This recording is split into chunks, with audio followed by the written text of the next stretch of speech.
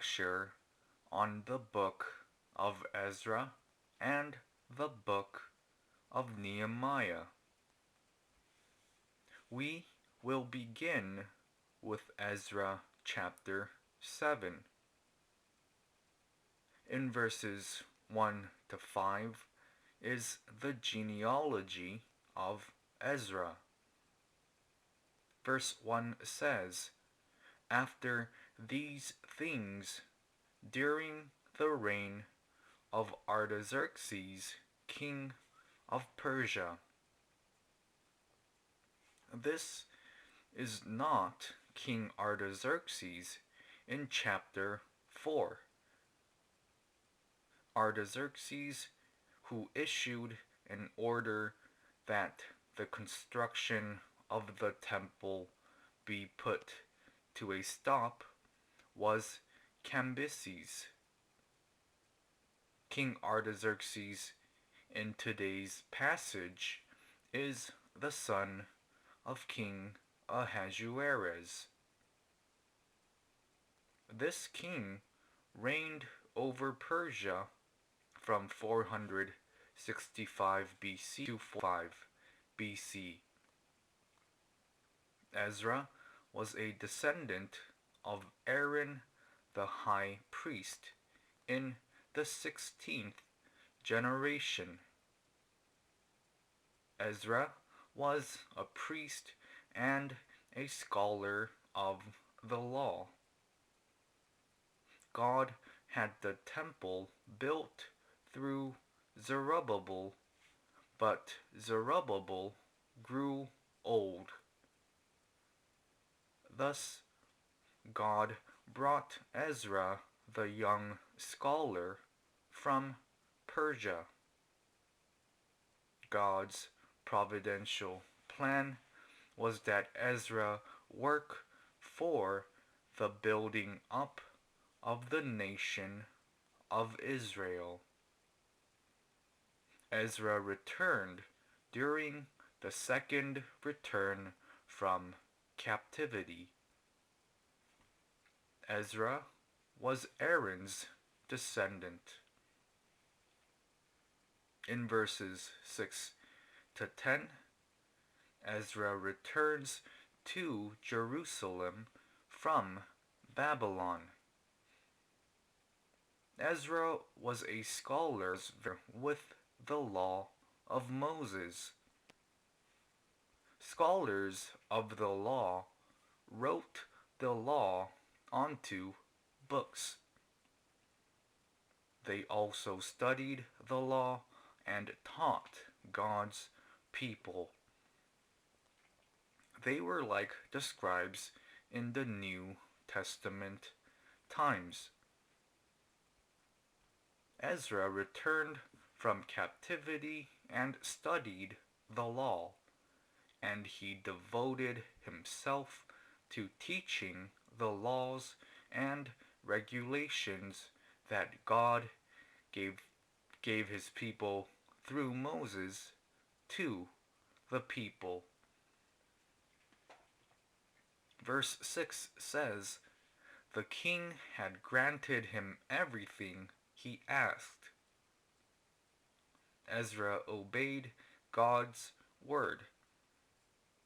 Ezra was faithful to the king of Persia, and he was wise. Hence, even the king considered Ezra worthy.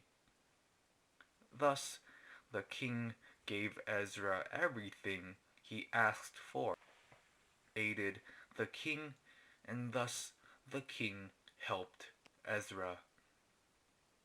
We all reap what we sow. When we plant seeds, there will be a day of harvest. Daniel too was faithful to the king, and he won the king's favor. In this way, anyone who is faithful before God must be faithful before people as well. Such believers are also faithful in their duties at church. In verse 7, Ezra returned to Jerusalem along with priests, Levites, and singers. He also came with gatekeepers and temple servants.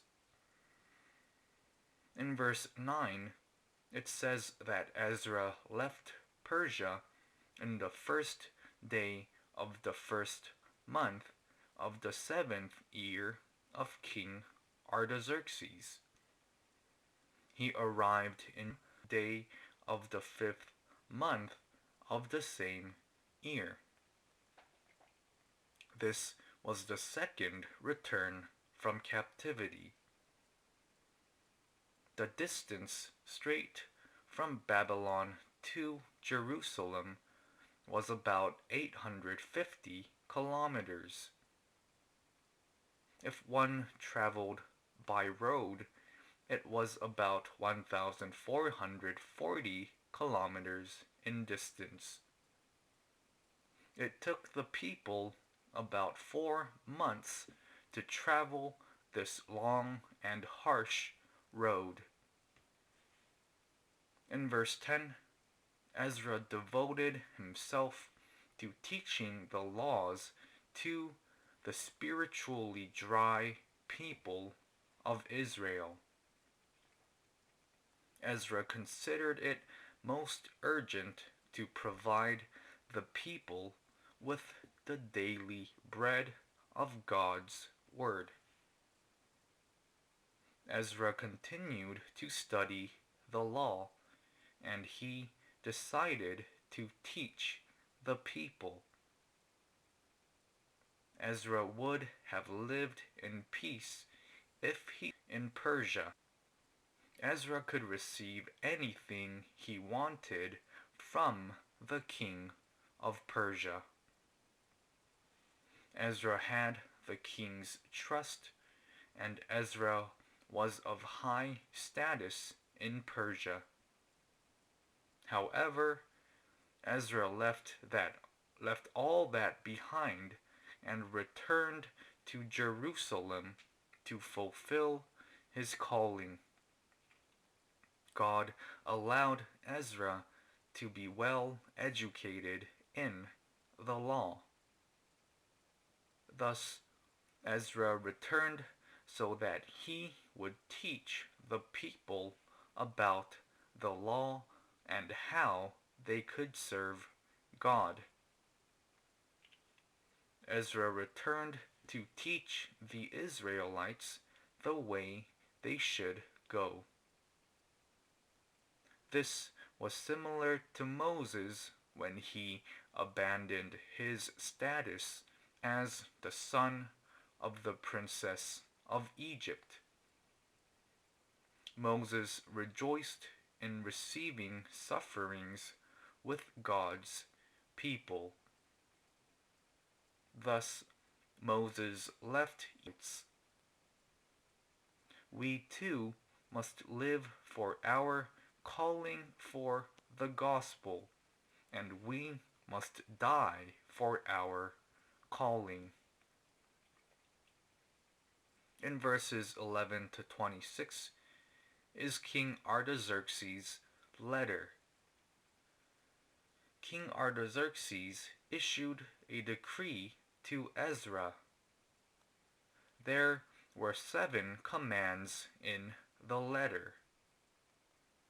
First, it says in verse 13 that the priests and Levites from Judah who were in Persia were to go with Ezra to Jerusalem if they wished to go. Second, it says in verse 15, the silver and gold that King Artaxerxes and his advisors had were to be freely given to God. The people were to take these offerings to Jerusalem. Third, it says in verse 18, the silver and gold that they obtained from Babylon were to be given as offerings of the people and priests for the temple of God. Fourth, verse 17 says, the money was to be used for rams and lambs as sacrifices for God. Fifth, verse 18 says, the rest of the money was to be used according to God's will. Sixth, verse 19 says, the people were to take the articles entrusted for worship in God's temple. Seventh, verse 20 says, anything else needed for the temple of God was to be taken from the royal treasury. King Artaxerxes showed great kindness to the Israelites. Judges 14 verse 4 says, the eater something to eat, out of the strong something sweet. This applies to us today as well. When we obey God's word with faith and build up the spiritual temple, God will move our enemies so that they help us. God will also give us everything we need. Ezra devoted himself to his calling to teach the Israelites about God's word. He gave sacrifices for God's temple, and he was prepared to receive sufferings for the construction of God's kingdom. God gives good things to believers who are like Ezra. In verse 21, King Artaxerxes issued a decree to Trans-Euphrates. It says in verse 22, the treasurers they were to give certain amounts of silver, wheat, wine, and oil to Ezra. They were to give salt without a limit. The king told them to give 100 talents of silver. 1 talent is about 34 kilograms. Therefore, 100 talents would be about 3,400 kilograms. The king also told them to give 100 cores of wheat. 1 core is about 22 liters. The king told them to give 100 baths of wine. 1 bath is 22 liters. King Artaxerxes gave many offerings to God. The king was very enthusiastic in serving God. Verse 23 says that this was because he was afraid that wrath on him and his children. The king knew God as a fearful God. Those who fear God are faithful to God. In verse 24, King Artaxerxes had the priests, Levites, singers, gatekeepers, temple servants, or other workers at God's temple exempt from paying taxes. The temple servants cut wood and drew water at the temple. The king even had them exempt from paying taxes. In verse 25, the king gave Ezra the power to appoint and dismiss judges. Ezra appointed magistrates and judges in Trans-Euphrates, all who knew the law. Ezra was also given the power to teach the law to those who did not and all judge the people by the law. God must have been very pleased with this. In verse 26, the king gave Ezra judicial power.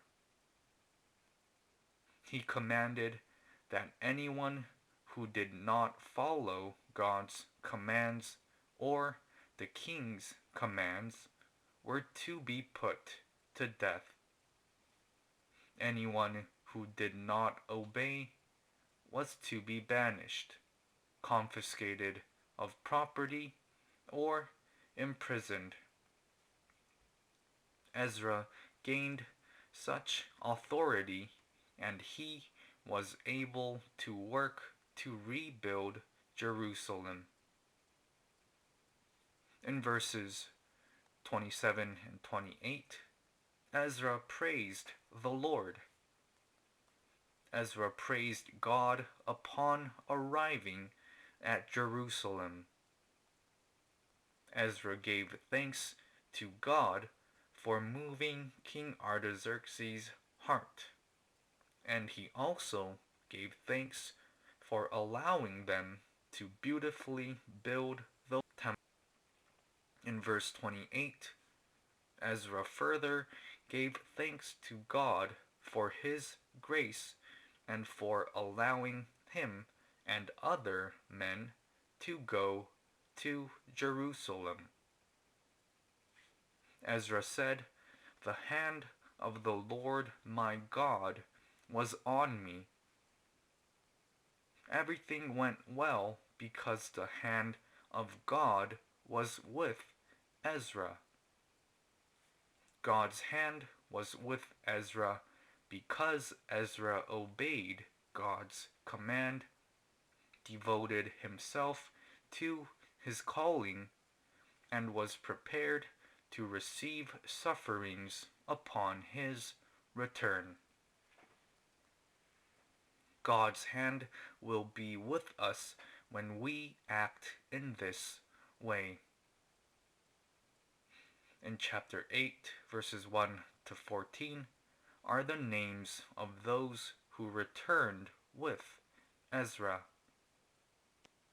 There are the family names of those who returned to Jerusalem from Persia with Ezra.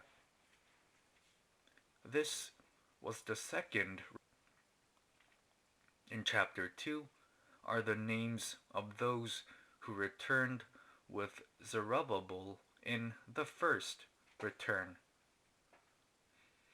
Chapter 2 includes the record of woman. Yet, chapter 8 only records the men in the second return. It is certain that women and children returned during the second return. However, only the names of men are recorded. There is a spiritual meaning in this. This meant that only those who were vigorous in faith, like men, were able to go up to Jerusalem. Any women who were vigorous in faith, like men, were able to go to Jerusalem. However, any men who did not have strong faith were not able to go to Jerusalem. We believers are going up to the holy Jerusalem. Therefore, we must have vigorous faith like that of men. In verses 15 to 20, people were recruited to serve in the temple. Ahava was the location of exile of the people of Judah in Babylon. Ezra recruited people there who would go up to Jerusalem. They gathered and prepared for 3 days for their return to Jerusalem. However, the Levites could not be found.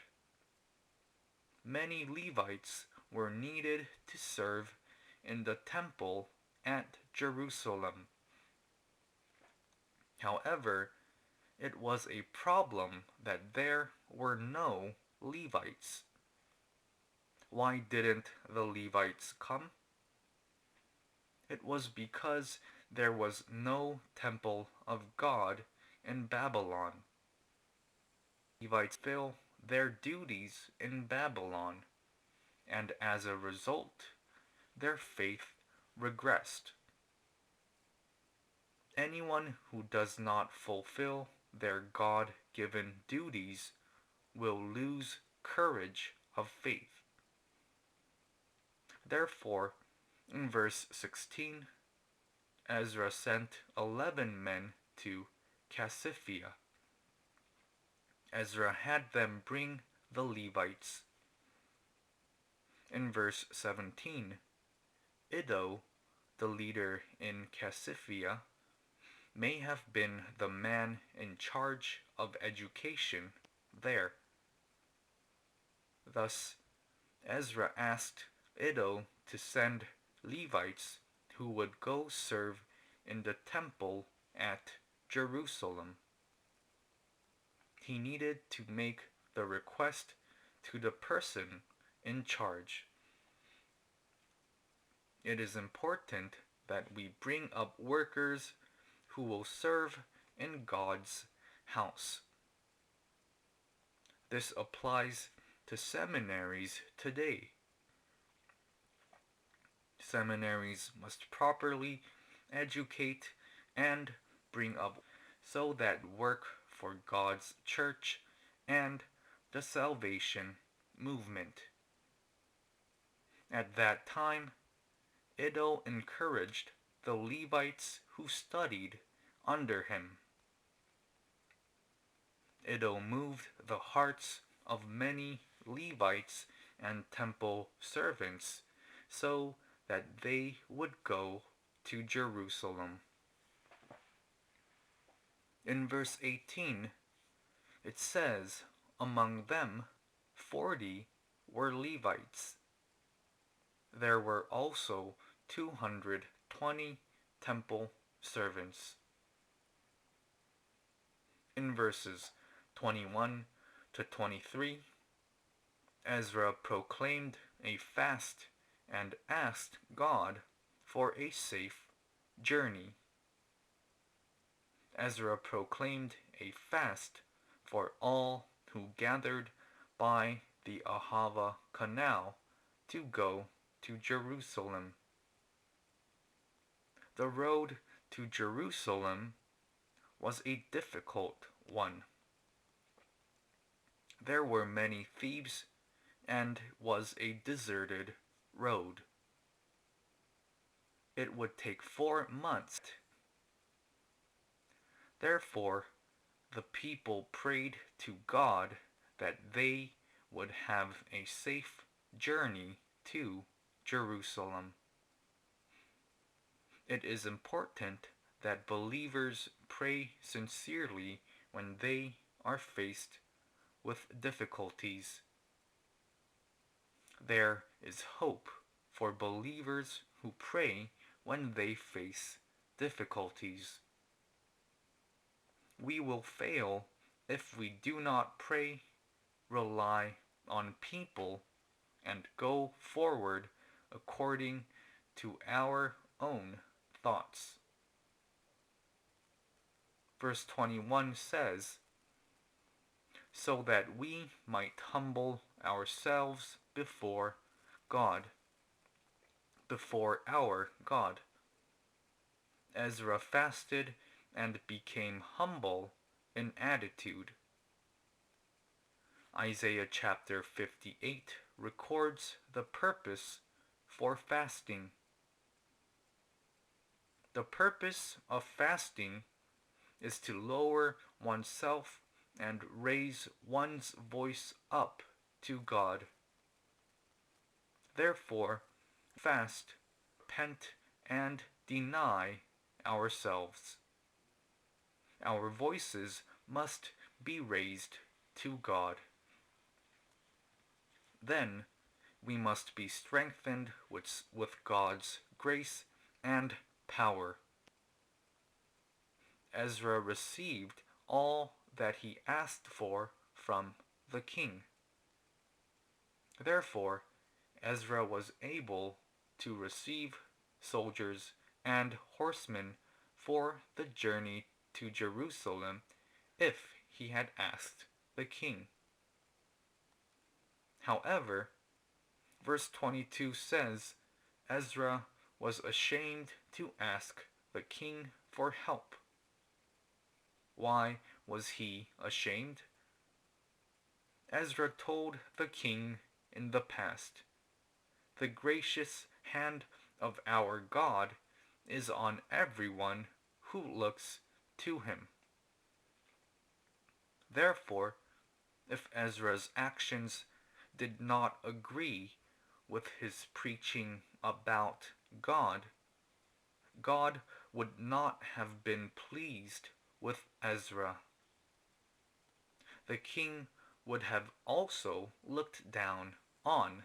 Thus, Ezra would be ashamed in his conscience. Hence Ezra fasted and prayed to God, and God answered his prayer. God answered Ezra's prayers, and he set out on the long and difficult road with peace. Because God was with him, Ezra was able to rely only on God and go to Jerusalem without any worries. Ezra and the people of Judah sought after God and relied only on God. When Ezra set out towards Jerusalem, God helped him with his might. In verses 24 to 30, the silver and gold and articles were given to the priests to carry. Ezra entrusted all the things from the king of Persia to the 12 priests.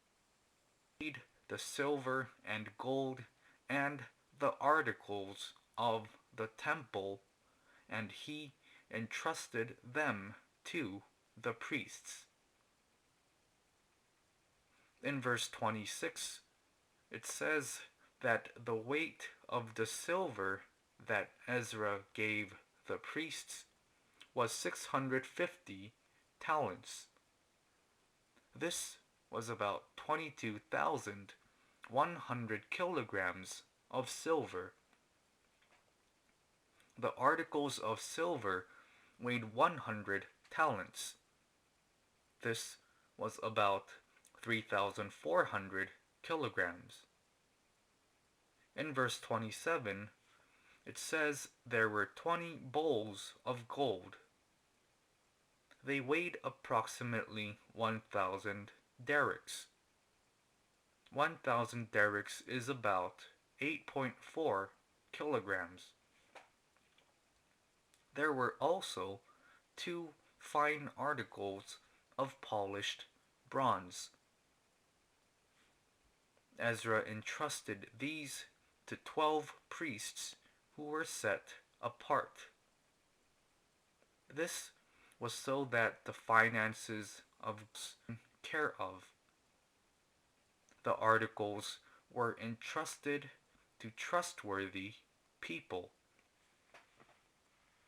Finances in the church today must be well taken care of. Pastors must entrust the finances to elders and deacons who are trustworthy. In verse 25, King Artaxerxes, his advisors, his officials, and all the Israelite people gave offerings to God. They weighed the silver and gold and temple articles that the people offered to God. That they were then entrusted to the priests and Levites. In verse 29, they weighed the articles before the leading priests and the Levites and the family heads of Israel upon arriving at Jerusalem. They weighed the articles that were to be taken to the house of the articles of the temple were considered sacred. All silver and gold and temple articles that were to be given to God were considered sacred. Sacred means that they were set apart and given as offerings to God. All temple articles and offerings were given to God.